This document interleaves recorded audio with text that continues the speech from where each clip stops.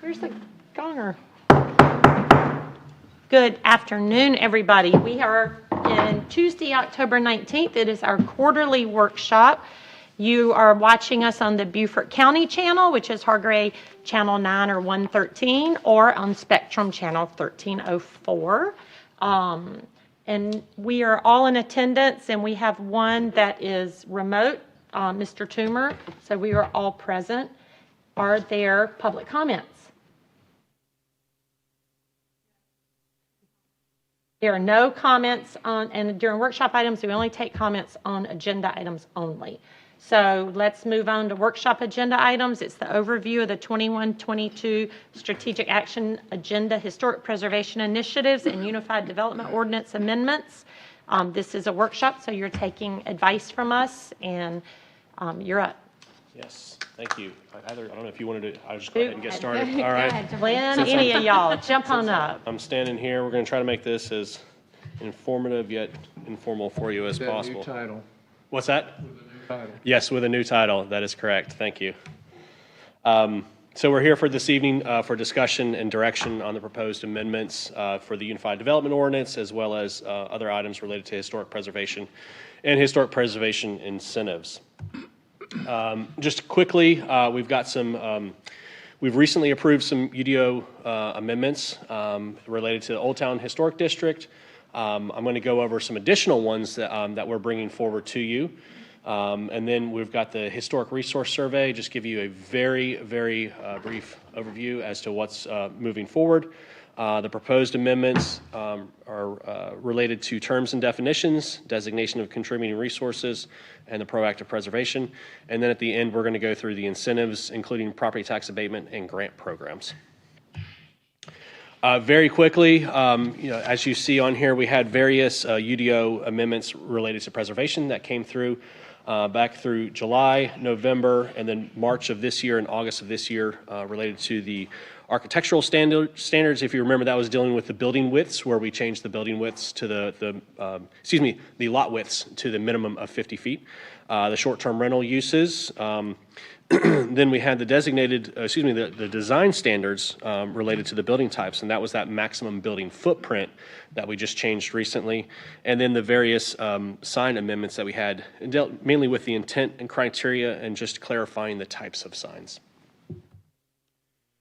So the Historic Resource Survey, back in 2019, we started moving forward with updating the Historic Resource Survey. We received a grant through the National Park Service for an underrepresented community grant, and that was to survey Buck Island, Simmonsville, Goethe Road areas, including the existing structures in Old Town. There were more than 400 properties that were surveyed, and then there were a few properties that have the potential to become contributing structures that are outside of the current national and local district, and then the various buildings that were in the current local and historic district. So, not all surveyed properties are contributing resources. It's all data. So again, I just want to make sure it's clear, everybody understands when we do this resource survey, they are surveying properties. That doesn't necessarily mean that a property is then a contributing resource. It's just data that we use. In past requirements was or one of the strategic action items is to try to align the historic district more in line with the local district. So right now, just kind of showing you the map to let you know that we are moving forward with this. This is to align the districts. Brockington will do a presentation where they have proposed a future alignment. However, and it's not shown on this plan where those lines would be, SHPO does not believe in that alignment. So we are working with SHPO to make sure that we can accurately reflect what that alignment's going to be. So we will bring that back to you. It's not necessarily for you to approve, but more as information. When we align or, increase that national district, that's on a property by property owner basis. So a property owner has to agree to have that designation included on their property. So again, this is high level right now. We will bring that back to you at another time as that process moves forward. Yes, sir. Said what you just said, so I'm clear on this. The property owner would have to agree for a local historic district connotation or the National Register one? National, for the National Register. Because you can't, you always have to go to the person, right, to get the National Register? Yes, yeah. So just again, and that is to let you know that we can't just arbitrarily go out, pick a line, and then say you are now in the historic or in the National District.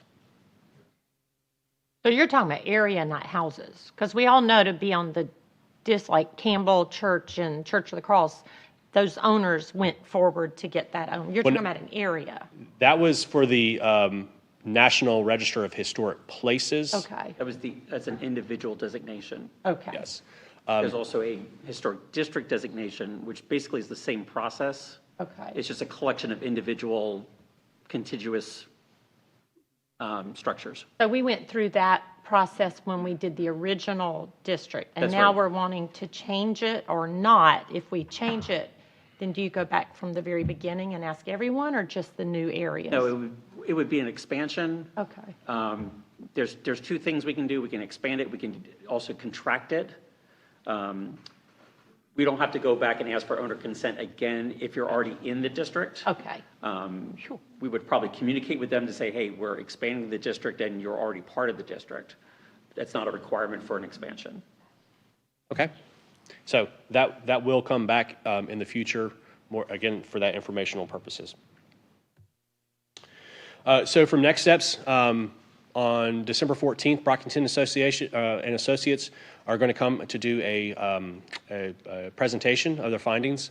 Again, that's the high level, just explaining what they did, what the information that they have collected, and then we will have a resolution for you to move forward with the acceptance of that resource document.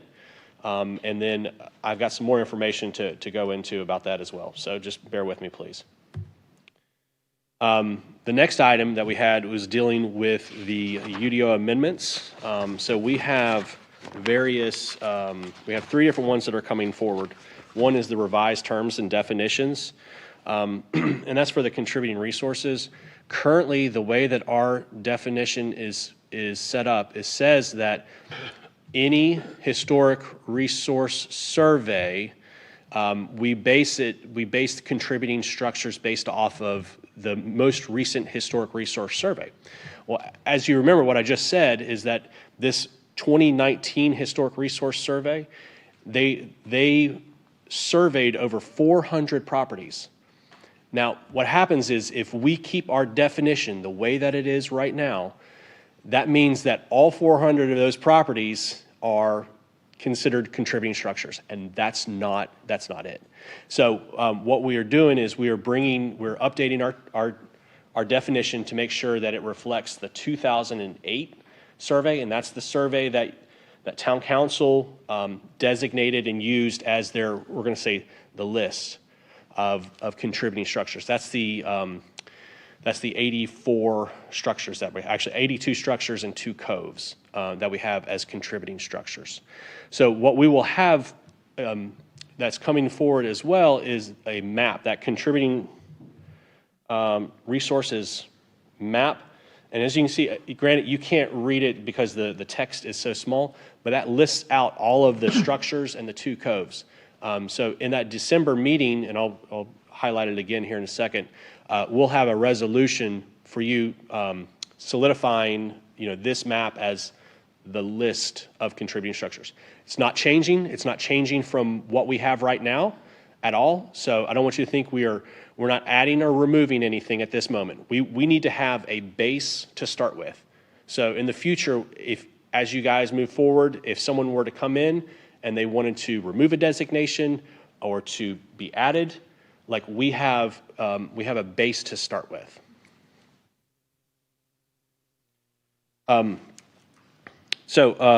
Also with that, under this designation of contributing structure revised criteria, as some of you will remember, 2 years ago maybe, we have 10 review criteria that we use when we're looking at designating a contributing structure. And you guys said, that's too much. So what we've done is we have changed that from the 10 criteria to the 4 criteria that is consistent with the state or the federal. Criteria used for National Register of Historic Places. So what we're doing is we're making sure we're getting our ordinance to be in line with those criteria. So that will be coming to you as well. Kevin? Yes, sir. For clarity, if I remember correctly, that conversation back then, the problem we had with the 10 items, if you fell into any 1 or 2 of those, you swung over into a contributing structure category. It was too broad. Yes. And that's why we asked y'all to go back. So I think this is good. It's Yes. better for us. It's better for the citizens. Yes, correct. And we have workshopped that, so this is all information you've gotten from us, and Yes, ma'am. we're not going to workshop it again. No, ma'am. Okay, good. And then the last item is we're bringing back the proactive preservation and maintenance for the contributing structures to you. We had listened to you from the last time, if you remember. You had denied this at first reading.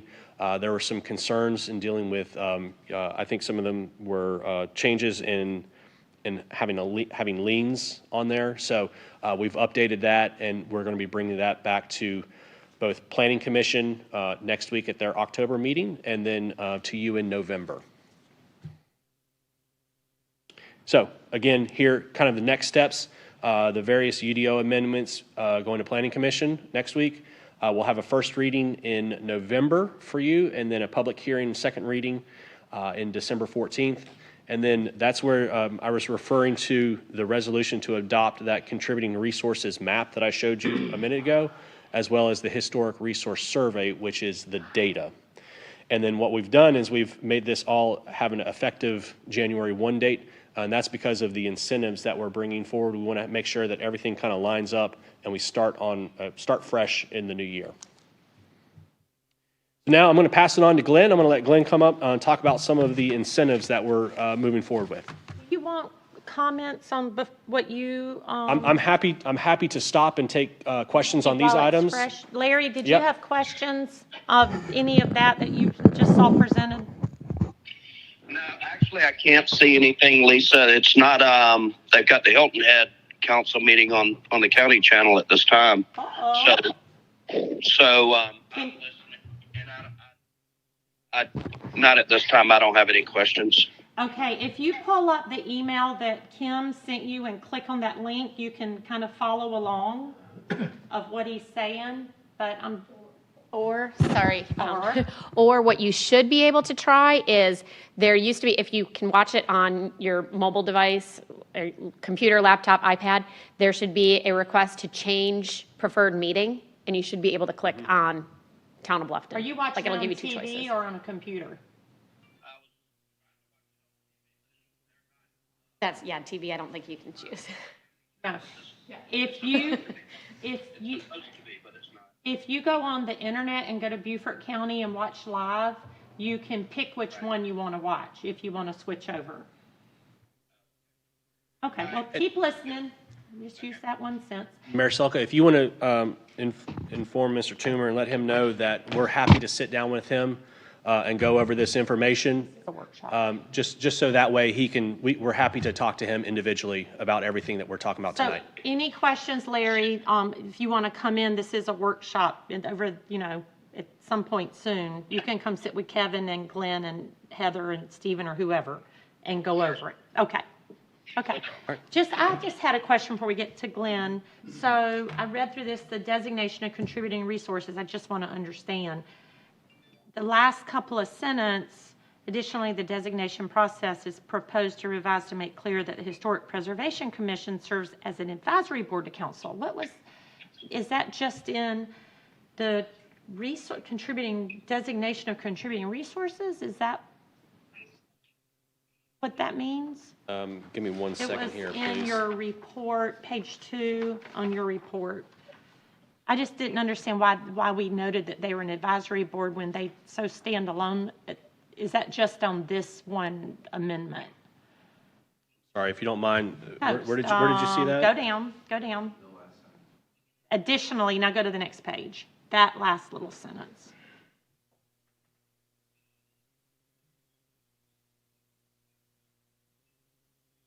So town council is the approval authority for designated contributing structures. What we do is we would bring it to the HPC and ask them for in essence, for a recommendation. Now, it's not required recommendation, but it gives them, it's a board to kind of scrub it, to take a look at it, to be able to let you know about it. Good. And then I had a question on the proposed, and we're not there yet, because Glenn, you're doing 5, you're doing the incentives. So the last paragraph on 4, the proposed ordinance is designed to work collaboratively to develop a preservation plan and assist the property owner with locating financial resources. I highlighted that because I thought that was important, but I didn't write a note. Okay. Maybe I'll remember why I underlined it. Okay. Sorry. No problem. All right. Baptizing Glenn now, right? Yes. All right. Good afternoon. So I thought I'd like to start off with some of the existing federal incentive programs that are currently on the books. These are for properties that are listed on the National Register or in the National Register District. There's a 20% federal income tax historic rehabilitation tax credit on the books right now. In the new infrastructure bill that Congress is debating right now, there's a proposal to increase that to 30% and then to dial it back to 20% by 2027. That, of course, will only become effective if Congress passes that measure. There's also an income tax incentive at the federal level for easement donations for property owners. And then there's historic preservation funds through the National Park Service. One was Save America's Treasure Grants program, and the Underrepresented Community Grants program, which we took advantage of to get the 2019 survey done. That also program also allows us to do programming and other things historic preservation related with that money. Will you clarify for me what on the federal income for tax for easement donations? What does that mean specifically? So a homeowner or a private resident can donate an easement to a qualified easement recipient and get a tax refund on their, a tax credit on their income tax. Like a conservation easement. Okay, gotcha. So anyone can do that, not just preservation. That's right. Not just for preservation. That's right. Okay.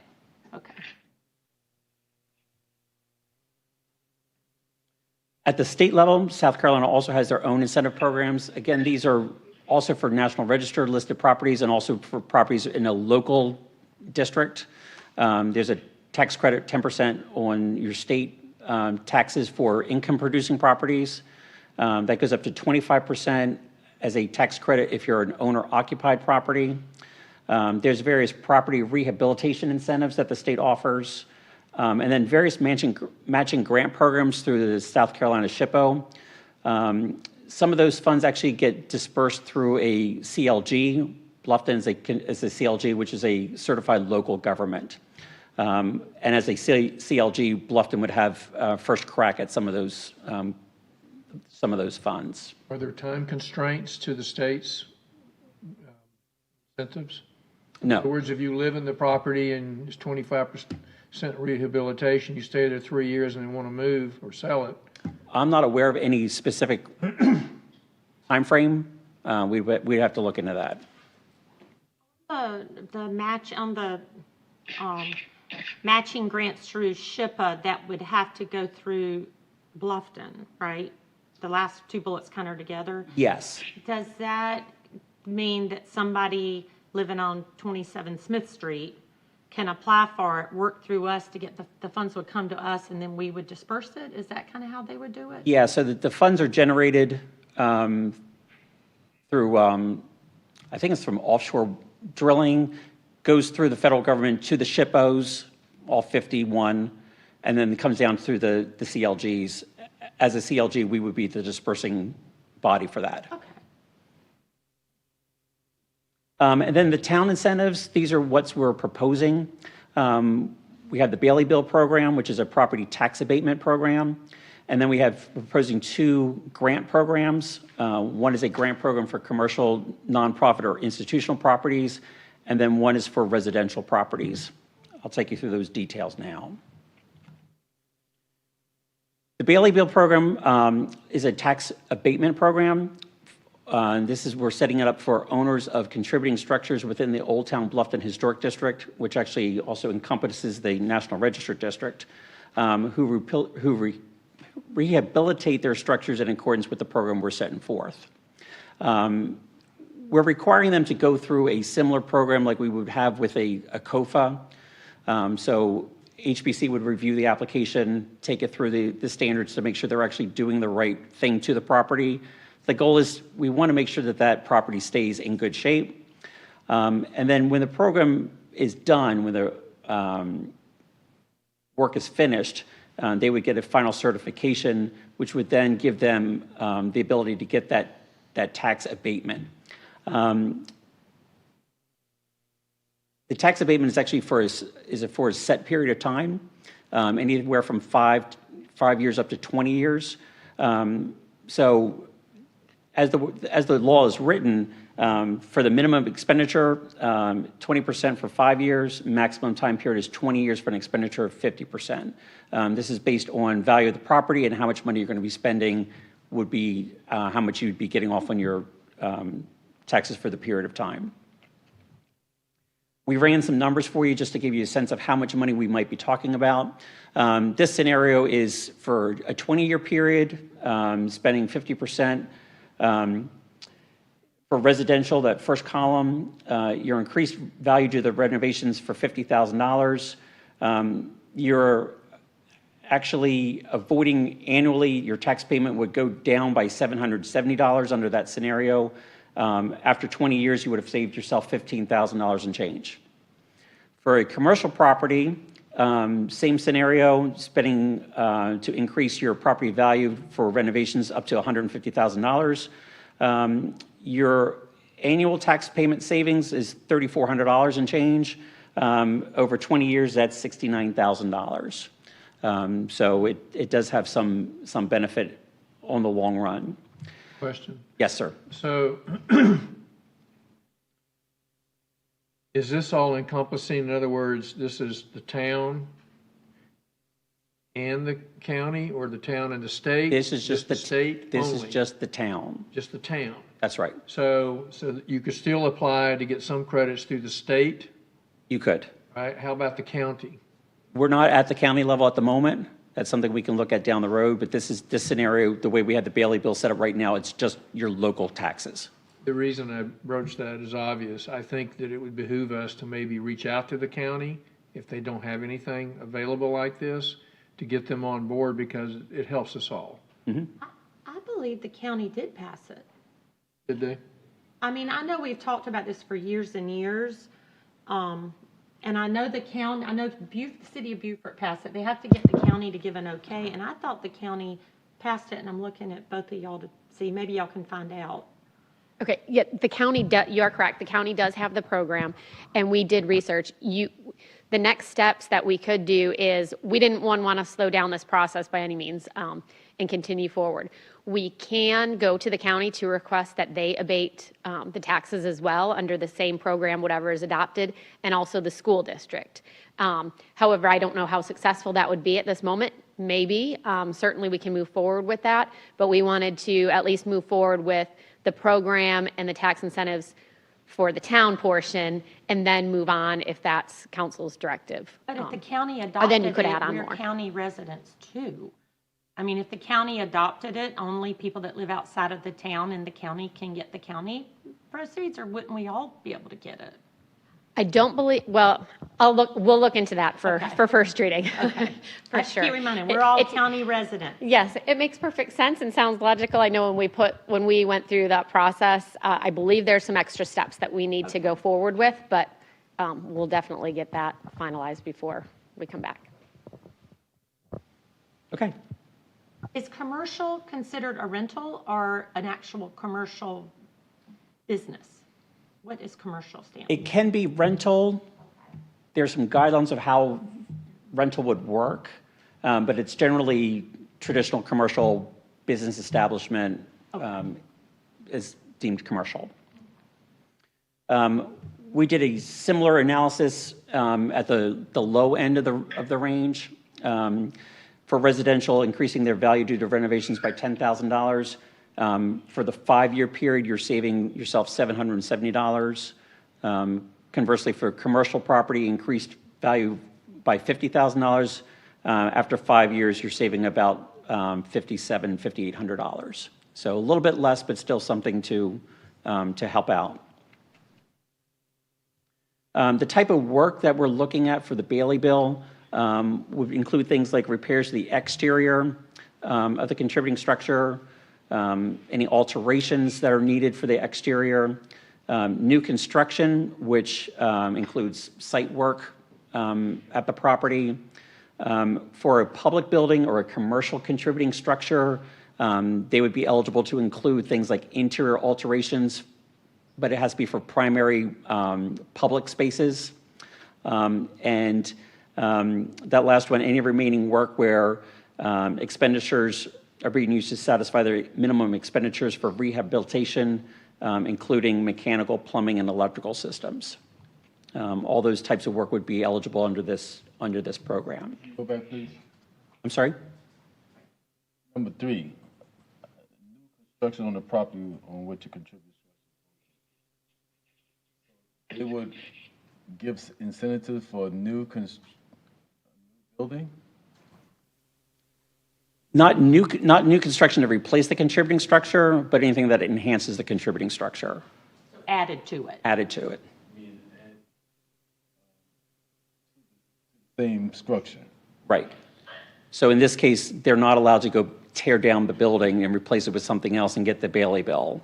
They would have to keep what's there, which is what's important, and any new construction would. Adding a bathroom or making it more up to date. Right. Not, a deck. That wouldn't change the value of the structure when they do that? It would change the value of the structure. not the dollar value, Yeah. but the value of having a contributing. That's right. So does it change? It's still a contributing structure? It's still or a not? contributing structure, yes. Part of that is they have to have that COFA, so any work that they're gonna do has to be approved through the Historical Preservation Committee to make sure that if they are doing something like adding a deck or that it is historical and it's gonna match the use and be part of the overall character of the property. So we'll have that review in it. So an example would be a moving of a structure we just discussed recently, and it goes on someone's property, but it's kind of down to the bones of contributing, but they still got to add a bathroom and maybe a bedroom. HPC and staff tells them what all that, That's right. and they can get some kind of a tax credit by adding that. That's right. That would be added into.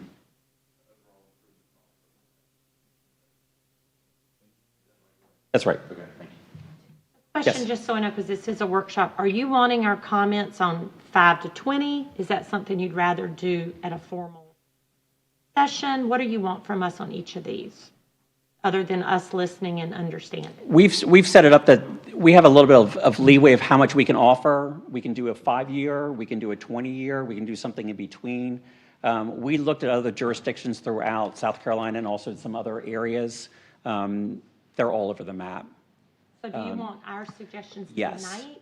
Not necessarily tonight, but certainly before first reading, so we can get an idea of how to actually, build the document. I got a question on that. 20 years obviously give owner more bang. Previous screen, you get up to 50%.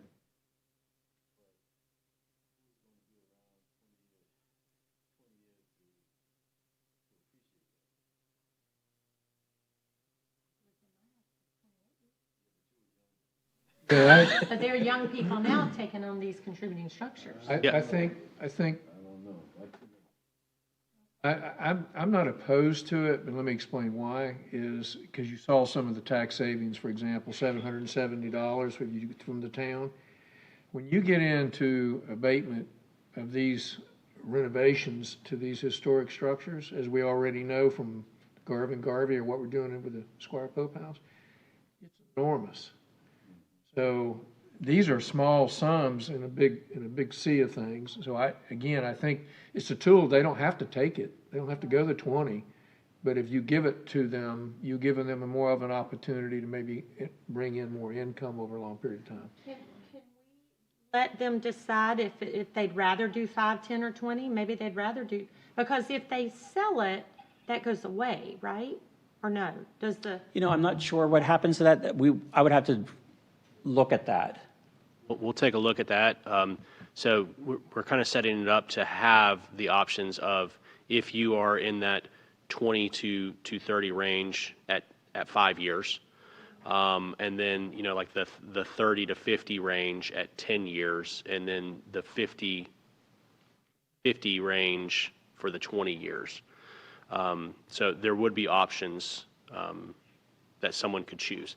I'd also like to just kind of let you know that the next item that we're going to be talking about, these grant programs, that these are multiple tools that can be used, and also can be used in conjunction with each other. So, the concern is like how are we going to help someone immediately?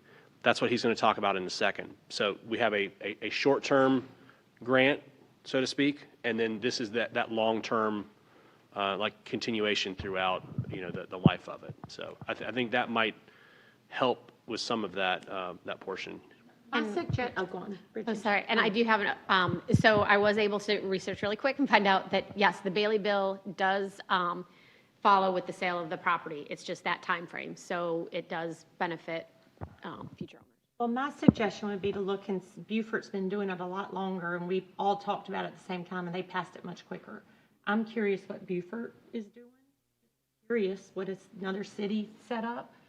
I just hope we pass it. I'm open to options, but I think it's a good tool for anybody, at least to say they can have access to it. Okay.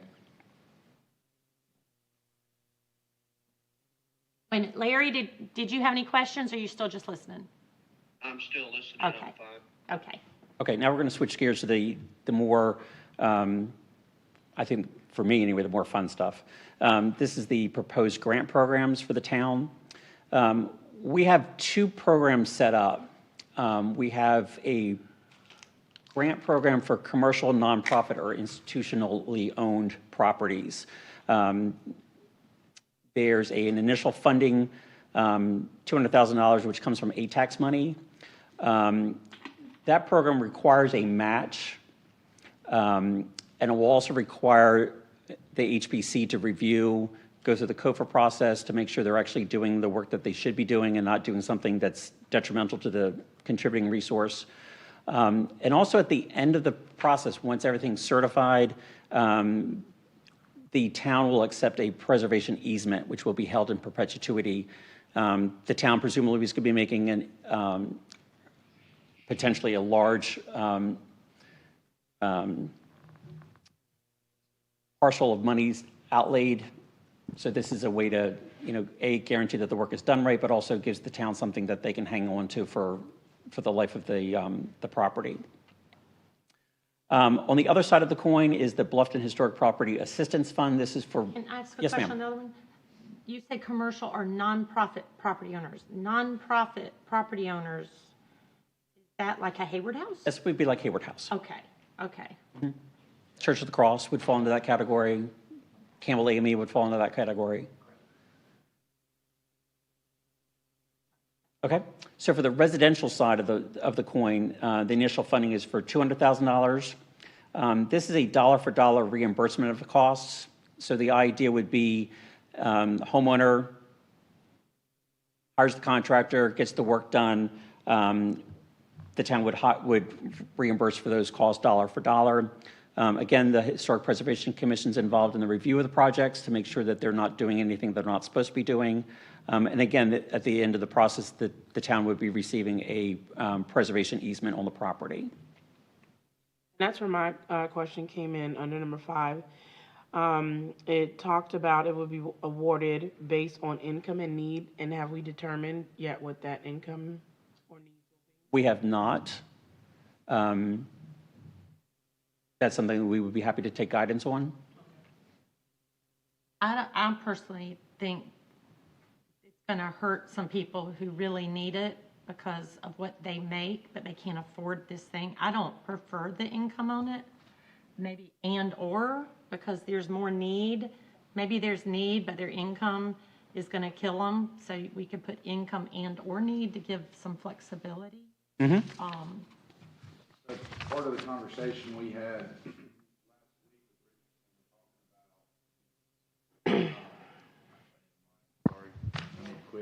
Hers is off for some reason, unless that. No, it's on it. You push the button and it goes. I learned that the hard way. So if we were talking about need, and we were trying, the initial category definition we were looking at, or guidelines we were looking at, was to leave it vague and allow that to be an individual assessment based on whether because some of it may be, do they have the income, or some of it can be, do they have a life situation which keeping them from being able to afford to do this? So we were leaving that definition kind of vague and looking at making it more of, and I hate to say this because you want it to be objective, but to make it a little bit more subjective by staff to be able to look at each circumstance individually and determine what that requirement, or when it's met. And leave it more open-ended to somebody to qualify for that, because each person is going to have a different circumstance that may look differently across these historical properties and how they've come to need assistance in renovating them. Because you're going to get everything from heirs property all the way up to somebody who's bought property for an investment, and we want to make sure that there's different guidelines in there to allow for that flow. So that's a struggle we're working with right now, but we want to try to have some of that worked out, and we will have it worked out by the first reading to make sure that we have some guidelines in place. We're also going to start seeing older, and I don't think we have a lot in here, because that's my question, like, what are we talking about? We're not talking about 400 properties. We're talking about probably 20, and I'm still on Dan's page of how we even rank these. So, like, where is the most need? And you may have some, they want to work on their house. They don't live here yet, and they were given their house by an older person. The Joiners was a good example. There are a few others. I don't want any cracks at some of the ones that we really want to see that have a passion to do it fall through the cracks. And I also like the line of thinking where you're going in terms of the individual approach.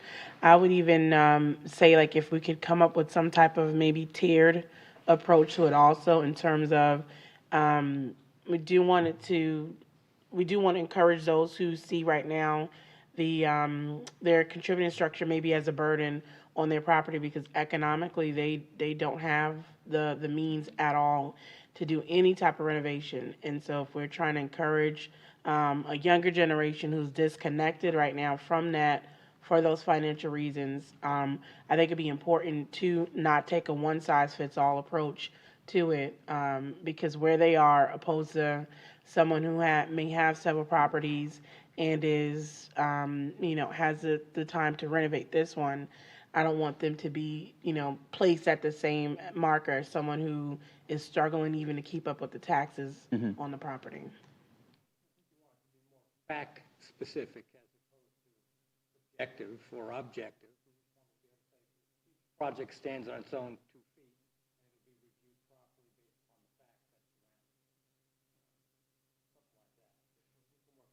facts that's around. I think we had some language that was close in talking with Richardson last week, so I think we can have something that we can at least hammer through on first reading to make sure that we end up exactly with what Terry's saying and what council's envisioning. Well, again, back to what Mary just said a minute ago, is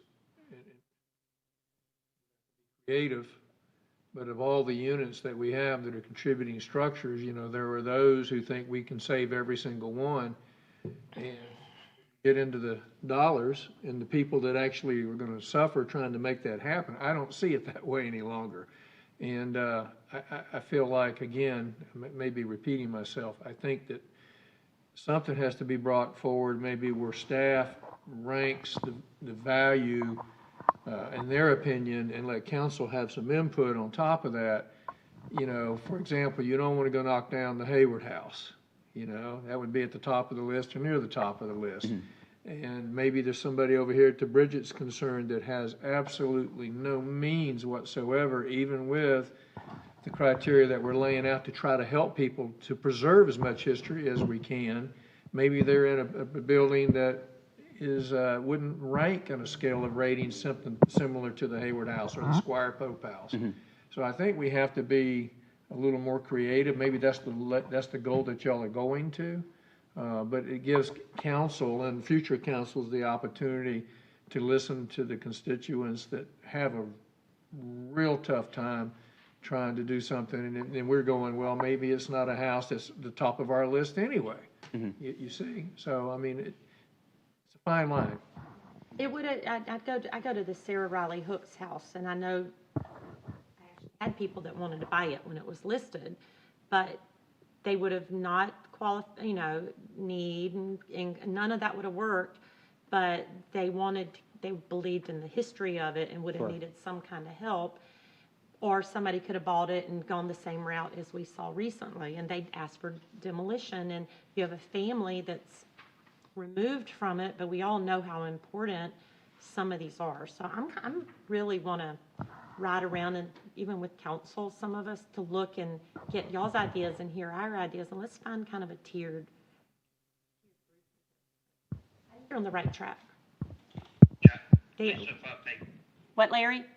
Yeah, I just wanted to say I agree with Dan on his sentiment there, as far as we have to somehow or another preserve the right to not make someone do something. You know, whether that's council voting on it or whatever, but there has to be, for those unique situations where people cannot afford to do it, to save it, or if, you know, the condition that it may be in may cost 3 times as much to repair as it would to build a brand new structure. And I just want, somewhere along the line, we need to be able to make exceptions to the rule, no matter what we make the rule. Got it. Thank you, Larry. Oopsie. Oh, sorry. I'm in agreement with that, which goes back to the point that I was trying to make in the previous meetings, that we got to also figure out why we want to call this a distributed structure. You know, that's where I think it all starts. We need to make sure our definition is our end goal. Because the house is 50-year-old,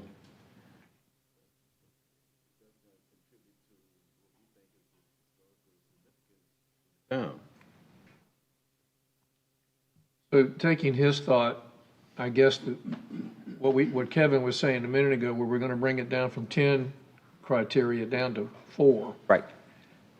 And you will take that new 4 criteria and you will apply that to every contributing structure? No, just new contributing structures.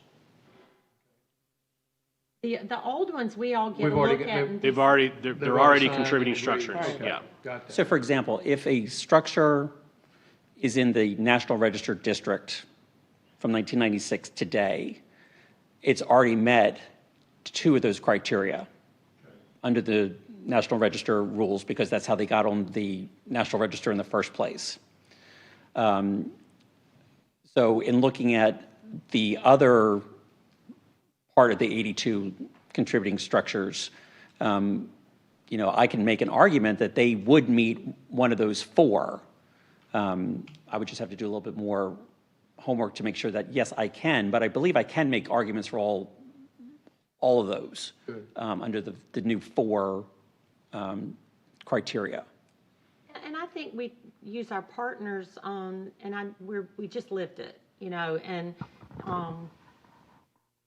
with a couple of others coming in, that didn't understand why they were contributing, and there's been some people with Hayward House and others that have brought about the stories, and I've learned a lot. Like, I think we've got to learn, what are the stories behind 22 Smith Street and 28? But there's really no story other than it's 50 years old on 54. So when they come to the process of demolition or removing it, we have that backup of, well, let's explain to you why this should stay.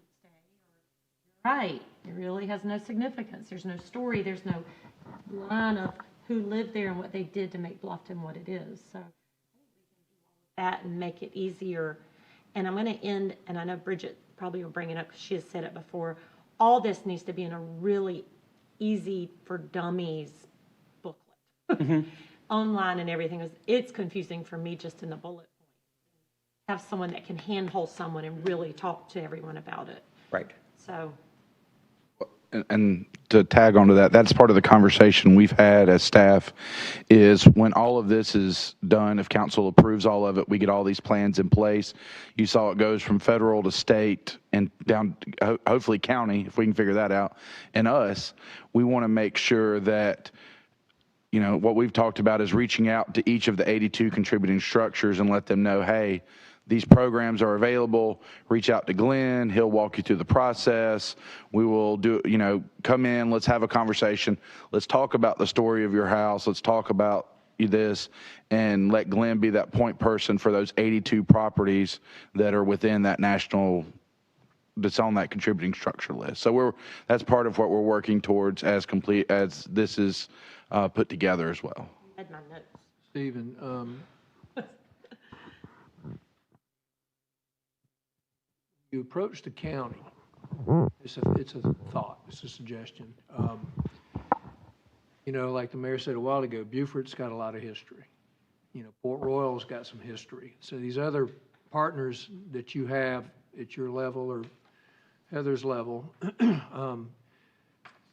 maybe they want to get on the same playing field with us to approach the county together. Maybe lend a little more weight to the topic. Because again, we're all trying to save the history of Beaufort County, not just each of our jurisdictions. And so the county is a beneficiary from it just as much as anybody else is. So just a thought. And it sounds like on our end, we need to do a little more research to see what the county, to make sure we're aware of what, because they may already have something and we don't want to say that they don't. But I agree, we'll look take that approach. And I hope we can show this to the county and all of our towns as well, because it's a great, I just see if somebody really has the heart and they don't want to see something torn down and a new, you know, all the history to go away, you have more pride in your home. And I've just gone mentally around town, and not too far from here, there are people, you know, I know there's going to be some maintenance required down the road. They've lived in the house forever. They may be retired. I don't know that. They just don't go down the path of, oh gosh, let's just tear it down. And I think we do have to tell them that too. There is a process to remove, but here's a process you can keep it too. So now somebody has two choices and not feeling like they're up against the wall and, you know. Right. And to your point, what you mentioned, yes, I always preach about the user-friendly stuff only because it makes it easier to, you know, digest.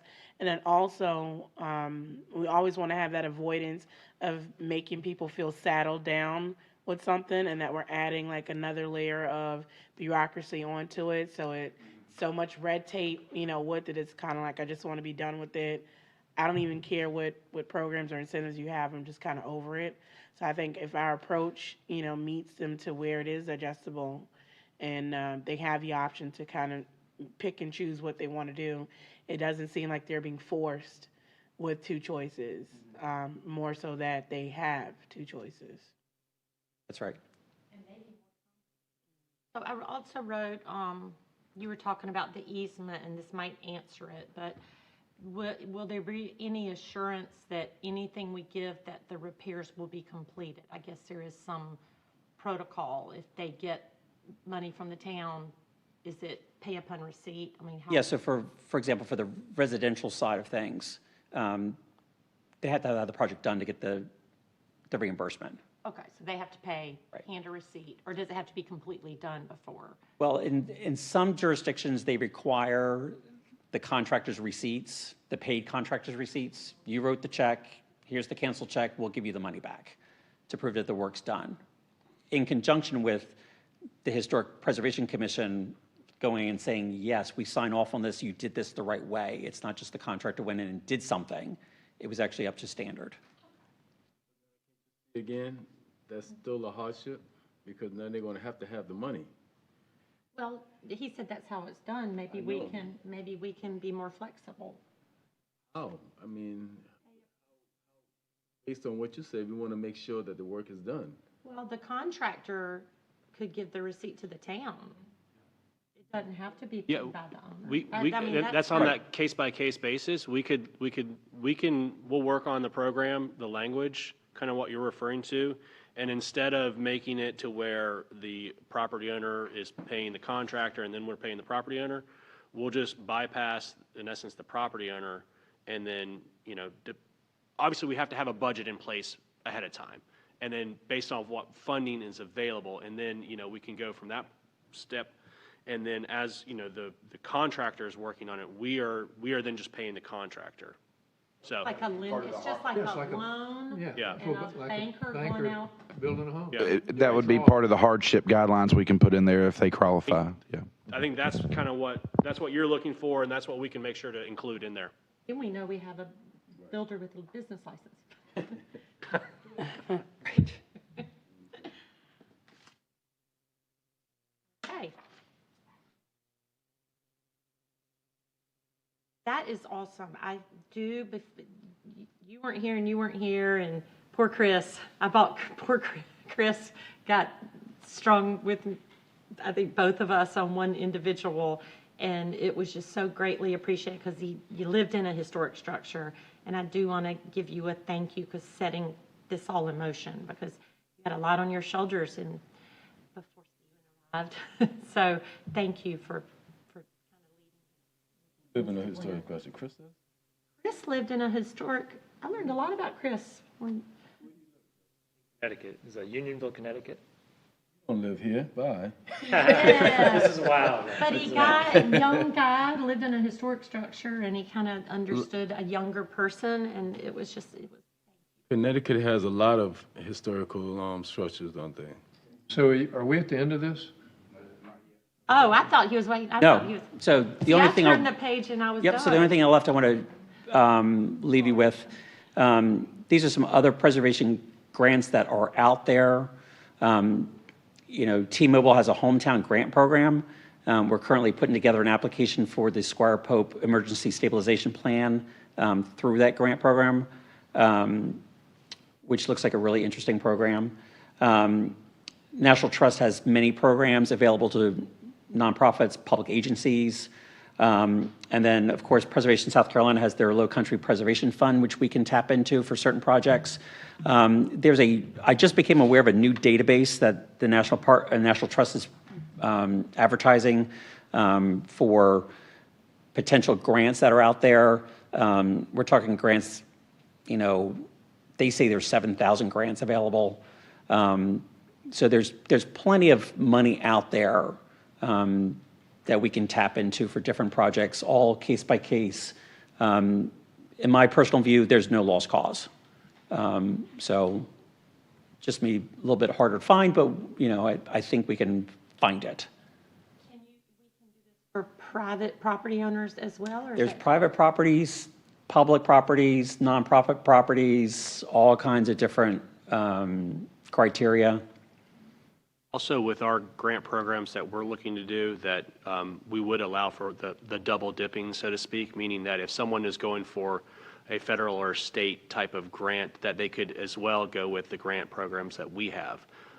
So that way, we're trying to get them as much money as possible, and we don't want to put we want to put restrictions in the sense of making sure that the work is being completed, but we don't want to put restrictions say you can't use this to match other grant funding.